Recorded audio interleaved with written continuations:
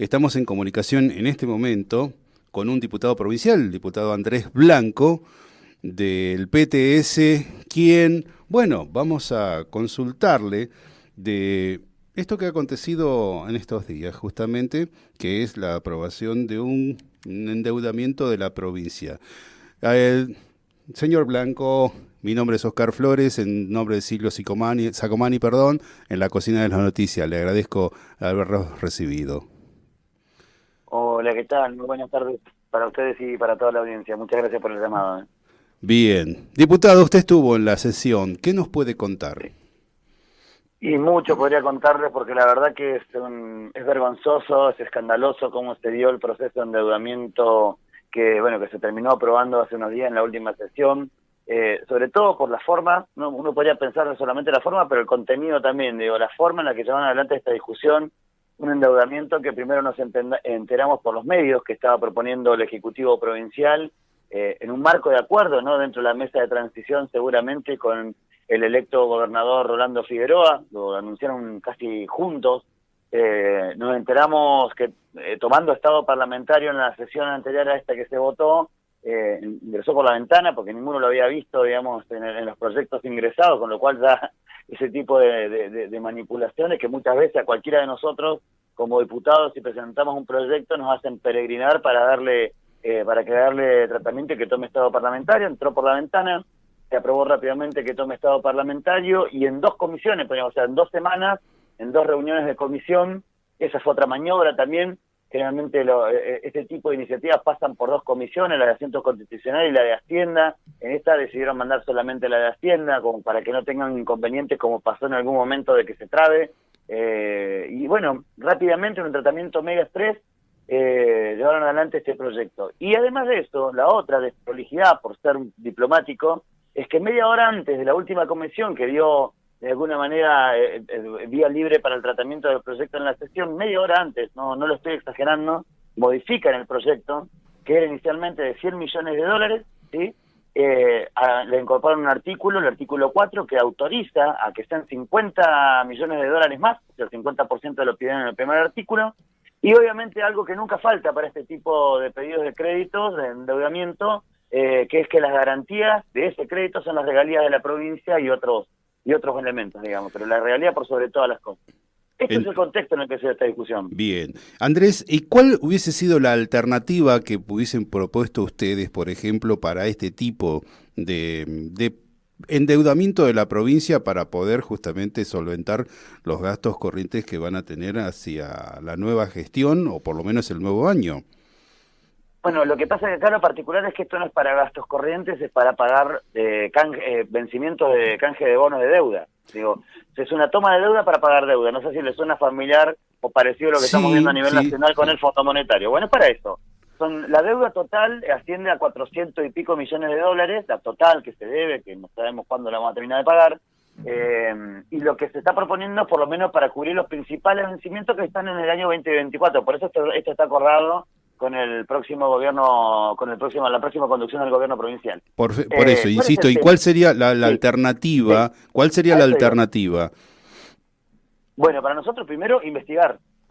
A ver, si usted me pregunta a mí, que me toca este rol de ser diputado, no sé dónde va a parar este primer endeudamiento que va a ir a pagar, porque sabemos cuál va a ser el destino, ¿no? Que es pagar deuda. Ahora, en el 2016, 2017, en ese ciclo de endeudamiento, se tomó deuda, la provincia tomó deuda. Nosotros venimos desde Vaca Muerta hasta esta parte todo el tiempo en el anuncio de crecimiento de la economía de la provincia a través de Vaca Muerta. ¿Por qué se endeudaron de esa manera? ¿Para qué?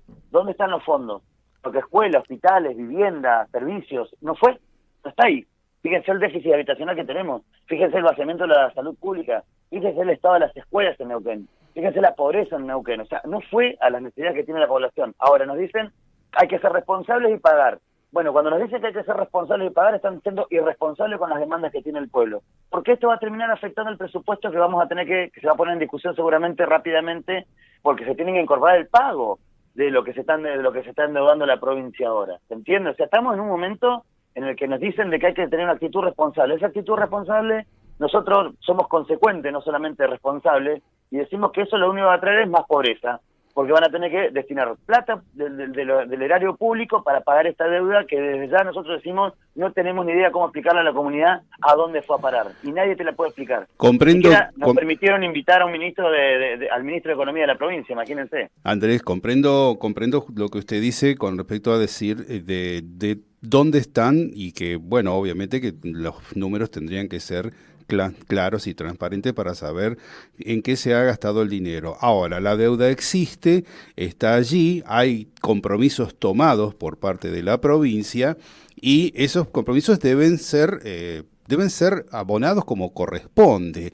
Por eso yo vuelvo a insistir con la pregunta de cuál es la alternativa si no se toma un préstamo a donde sea para poder tener. Si uno no tiene los números, para poder solventar esos que son gastos que están programados y que deben ser cumplidos, bueno, obviamente la alternativa de un préstamo es muy viable y es absolutamente creíble. Ahora, ¿cuál sería la alternativa que analizarían ustedes para poder solventar esos gastos? Bueno, sí, me desconcentré un poco, pero en realidad nosotros también lo planteamos de por qué nos afectan la regalía. A ver, la regalía en Neuquén se liquida entre un 5 y un 12% por declaración jurada. Es bajísimo. ¿Por qué no se crea un impuesto extraordinario a la renta petrolera? Porque si no, insisto, digamos, en el marco de los recursos que ingresan a la provincia, que muchos vienen, digamos, de la industria hidrocarburífera, del turismo, impuestos, bueno, para que el impuesto no sea otra vez una carga que terminamos pagando todos, ¿no? Porque paga el pequeño comerciante, pagan las pymes, la pagamos los laburantes cuando vamos a comprar.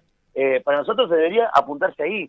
Se están llevando 7.500 millones de pesos por día las petroleras, y ahora debe haber aumentado porque obviamente en esta última corrida cambiaria seguramente las ganancias son extraordinarias.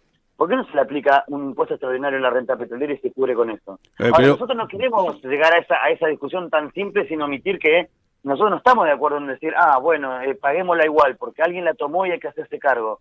Pero la verdad, insisto, ¿por qué vamos a pagar algo que no sabemos dónde fue? Que no tiene que ver con la realidad que se está viviendo en Neuquén, que además la quieren ahorrar, porque la quieren obviamente pedir en dólares para guardarla, y cualquier corrida cambiaria que pueda haber, como la deuda desde que hay en dólares, es para poder ser consecuente con eso. Pero nosotros planteamos esta discusión, pero no quisieron, obvio. A ver, Andrés, si la provincia dispone de un colchón financiero para solventar gastos, cosa de que es real que debería tenerse así para poder estar bien parados en caso de una crisis, y estamos viviendo en el país una crisis derivada por muchas causas. A mí me parece que esto que plantea, ¿no?, de poder estar esquilmando más a las empresas privadas en un impuesto extraordinario, hay que pedirle más a las empresas, es el impuesto, vamos a suponer que se le pongamos un impuesto a una empresa, eso significa que no va a tomar más trabajadores porque va a tener que pagar un impuesto cuando la provincia está en condiciones de pedir justamente un préstamo y poder solventar de esa manera. No sé, ¿cómo lo ven de ese lado? Porque me parece que además, sin tener que aumentar un impuesto a una empresa, ¿por qué tengamos que decirle a una empresa que tiene que pagar cuando en realidad ese dinero podría ponerlo para poder empezar a aumentar la cantidad de trabajadores que ganen su sueldo? ¿Pero eso ocurre hoy en la actualidad? No, mentira, es falso. Pero ¿cuántos impuestos estamos teniendo nosotros? Acá hay que bajar los impuestos. Yo lo que dije es un impuesto extraordinario a la renta petrolera, o sea, esas multinacionales que cosechan fabulosas ganancias a costa de muchas veces nuestros salarios. Que son los generadores de empleos, pero son los generadores de empleo. Yo la pregunta es que siempre que caemos en esta discusión, que muchas veces es una discusión falsa. ¿Por qué falsa? Esas empresas porque tienen promociones, ellos se recibieron una exención impositiva de ingresos brutos de 5.000 millones de pesos que se votó en el último presupuesto, y fíjense cómo está la capacidad de contratación de las empresas petroleras. No creció, es falso. Estamos ante un momento en el que todo el tiempo nos dicen producción récord, Vaca Muerta crece, es el faro que ilumina el camino. ¿Cuántos trabajadores tiene Vaca Muerta desde que se descubrió hasta este momento? Le estamos pidiendo... Se estancó y hasta ahora no ha crecido. Pero nosotros opinamos que es una falsa discusión. El empleo no proviene solamente de poder seguirle dando más beneficios a este tipo de empresas. Yo no hablo de la pyme, yo no hablo del comerciante. Nosotros hablamos de esas grandes empresas que se llenan de plata y que producto seguramente de acuerdos y negocios que han tenido las petroleras con este gobierno fueron a pedir esos créditos ¿Y nosotros hoy por qué lo vamos a pagar? Usted dice de las grandes empresas al que a su vez el Estado, ya sea provincial y nacional, les pide cada vez más impuestos y no pueden ni siquiera tener una rentabilidad como tienen en otros países, con los cuales esas empresas multinacionales habría que agradecerles que todavía están en este lugar, porque acá, lo sabemos bien, aquellos que en otros países que tienen justamente un trabajo digno, también trabajadores de trabajo digno, están viviendo esas empresas en esos lugares y pueden trabajar perfectamente bien con el gobierno, porque no les meten la plata, la mano en el bolsillo constantemente. Acá se le está metiendo la mano constantemente a las empresas privadas, tomando en cuenta como que ganan millones. Y no es así. Y no ganan millones. No es así. No ganan millones. No, señor. Están en quiebra. No están en quiebra. Pero si los vamos a seguir apretándolo. Las empresas multinacionales que están explotando nuestros recursos en la provincia de Neuquén, que se llevan 7.500 millones de pesos por día de ganancias, 7.500 millones de pesos por día, usted me va a decir de que no pueden ellos, que se llevan fortunas y que la concentran en un grupo minúsculo de personas que explotan nuestros recursos, no poder decirle, hagan un esfuercito y pongan ustedes, que además, digo, comparativamente con otros países, somos el país que más baja rentabilidad le sacan regalías a las empresas petroleras. ¿De qué estamos hablando? De entregarle todo. ¿Qué más le vamos a hacer? ¿Usted sabe cuál es la ecuación con respecto a los impuestos que tienen estas empresas en el país? ¿Y le vamos a seguir pidiendo? ¿Usted sabe eso? ¿Qué adecuación? ¿Qué adecuación? ¿Cómo que cuál ecuación? Perdón. Claro. No, le entendí... No, le había entendido otra palabra. Disculpe, no, está bien. No, por favor, por eso no le había entendido. No, a ver, seguramente es una discusión en la que no nos vamos a poner de acuerdo, eso yo lo doy por descartado, digamos, pero nosotros no podemos hacer... Eso está mal, porque tendríamos que ponernos de acuerdo alguna vez, porque todos pensamos que... No nos vamos a poner de acuerdo cuando hay una mirada condescendiente con quienes se están llenando de plata y están ganando plata. Ninguno pasó ni pasa la necesidad que estamos pasando muchos con respecto a lo que viven las fabulosas ganancias que han concentrado los empresarios en este último periodo. Pero eso es una verdad, eso no es una verdad real, porque en realidad el empresariado argentino está sufriendo desde hace muchísimos años la presión de un Estado enorme, gigante, cada uno, el precio que nosotros pagamos por cualquier pavada que compramos está cargado con más del 55% de impuestos. Es decir, que si queremos... Y bueno, y entonces, ¿a dónde está? ¿En un Estado gigante? Pero por eso, hay que invertir la pirámide, no puede ser que los que menos tengan, porque ese 50% de cargas impositivas de diversos impuestos que están integrados en la balanza comercial, la paga desde el pequeño, ¿no? El que hace un esfuerzo en lo cotidiano para sostener, no sé, una pequeña empresa, un comerciante, un kiosquero. Estamos de acuerdo. Al mismo nivel, la misma carga impositiva se le aplican a estas empresas multinacionales, vuelvo a decir, son empresas multinacionales, ninguna está por fundirse, todo lo contrario. No, Andrés, bueno, los mismos impuestos? Ahí está el tema. Ahí hay que invertir la pirámide. Porque los que más ganan son los que más se benefician. Me lo acaba de decir, Andrés. Si yo tengo a una pyme, un kiosquito de una persona que, un jubilado que no le alcanza y pone un kiosquito, entonces digamos que y lo pone al nieto de empleado porque le cayó la FIP y lo tiene de empleado. Ese es una micro pyme, ¿sí? Y tiene que estar pagando un 50 y pico % de impuestos al Estado. Bien, bárbaro. Ahora, una enorme empresa que tiene 1.500, 2.000 empleados, está en la misma categoría. Usted solamente está viendo el volumen, pero en el volumen la equiparación de lo que son los gastos es exactamente igual a aquel que tiene al nieto empleado o aquel que tiene 2.000 empleados. Bueno, estamos lo mismo. Yo sé que el kiosquito va a ganar, no sé, 100.000 pesos y la multinacional va a ganar 10.000 millones, pero en esos 10.000 millones el 50% también es del Estado y los otros 5.000 millones está repartido entre los 2.000 empleados que tiene con respecto al otro. No sé si se entiende eso. Nosotros no es el enemigo el empleador privado, no es el enemigo el empleador privado. El enemigo acá es el Estado gigante, enorme, que tenemos de gente que se está rascando.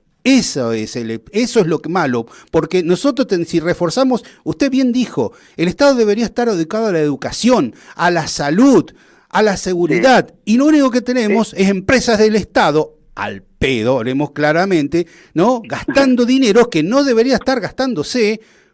Démosléselo, a ver, si se lo damos a un privado, a una empresa, vamos a poner un ejemplo nacional, perdón, que es sinónimo, Aerolíneas Argentina, me van con el cuentito de que por la bandera pierde 600 millones de dólares, acá está la provincia pidiendo 150, tenemos una empresa del Estado nacional que pagamos entre todos para los que viajan en avión. ¿Está? Sí. Bien. ¿Y por qué no se la damos a un privado? Y si el privado se funde, venderá los aviones y vendrá otra empresa porque siempre va a haber aviones volando. ¿Me entiende? Sí, cada vez que se venda van a quedar trabajadores en la calle. No, señor, no porque cuando se venda va a venir... No, pero no veamos... Cuando una empresa quiebra como nos hizo Sanon a nosotros, acá, Andrés, cuando empezó a manifestar que tenía problemas económicos, él no perdía, ganaba menos, que no es lo mismo.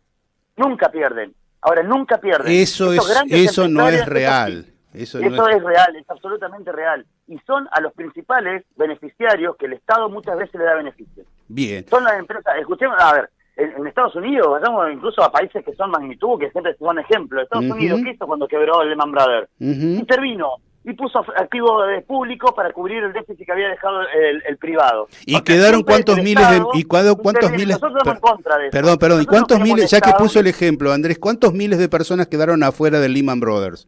Ahora no recuerdo, pero fueron miles de personas. Sí, fueron más de 7.000. Fueron más de 7.000. Y esos 7.000, en menos de 2 meses ya estaban trabajando nuevamente. ¿Por qué? Porque hay una libertad, porque justamente hay una fuerza de trabajo que es dinámica. Si nosotros ponemos trabas, el empresariado no quiere trabas, quiere facilidades para poder... No recuperó el empleo el 100% de lo que se perdió, porque no fueron solamente los 7.000 empleados que perdió Lehman Brothers, fue toda una decaída en la economía que se contrajo, que provocó muchos despidos. Digo, por eso, a ver, el negocio siempre de un empresario, en cualquier país, y en países en los que el Estado es más chico o el Estado es más solvente. Nosotros obviamente somos muy críticos de este Estado, ¿eh? No, yo no estoy tratando de decir, este Estado... No, lo sé y lo felicito.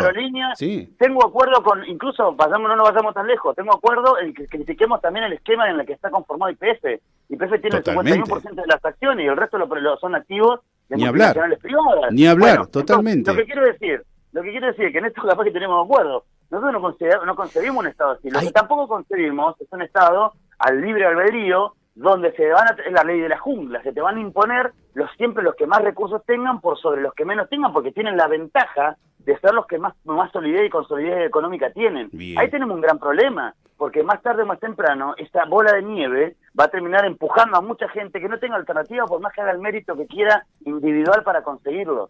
Sí. El trabajo es un derecho, la salud es un derecho, ¿no? La educación es un derecho, eso es lo que tiene que garantizar el Estado. Exactamente. No todos esos negociados que se hacen. ¿Se da cuenta, Andrés, que sí nos podemos poner de acuerdo? ¿Ves que sí nos podemos poner de acuerdo? Porque yo creo que los argentinos tenemos ese don de ponernos de acuerdo, simplemente nada más que exponer las cosas y charlando las cosas. Un café por medio, un mate por medio. No podemos decir ahora de un asado de por medio porque es imposible, pero por lo menos unos mates siempre se puede. Un lavado siempre se puede. Y adelante de un fogón podríamos estar charlando horas y poder terminar abrazados para poder pensar en que tenemos una Argentina que podemos hacerla muy grande.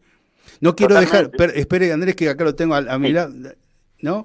Acá lo tengo a Miguelito Riza, Miguel Riza, que también está justamente, es mi compañero de equipo en este lugar, que tenía alguna acotación para hacer. Sí, dos cositas, diputado. ¿Cómo le va? Buenas tardes. ¿Qué tal, Miguel? Buenas tardes. Un gusto. En primera instancia, que hablando del tema de cómo fue el proyecto, ¿cumplió el periodo de tiempo que necesita dentro de lo que es la legislatura neuquina?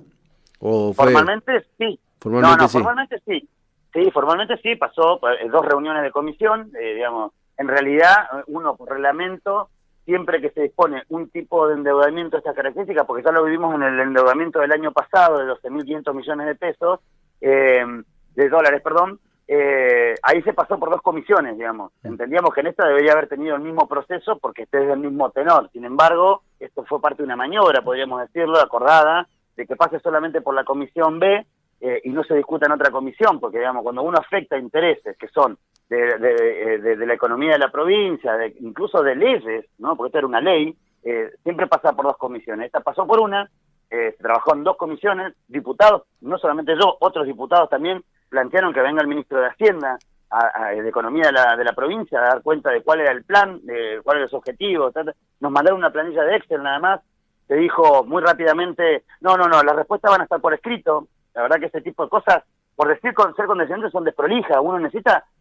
sacarse todas las dudas, poder preguntar, interpelar con lo que uno piensa. Sin embargo, eso no se dio. Fue muy rápido el tratamiento, la verdad, le digo. Y esta modificación de último momento, media hora antes de la comisión, para cuando se generó el despacho, también da cuenta de que había una necesidad de sacarlo como de lugar, ¿no? Digamos, estas son las complicaciones que a veces también vulneran, ¿no?, el criterio democrático de lo que significa lo que representamos como diputados ahí adentro, ¿no? Porque terminan levantando la mano a casi a libro cerrado.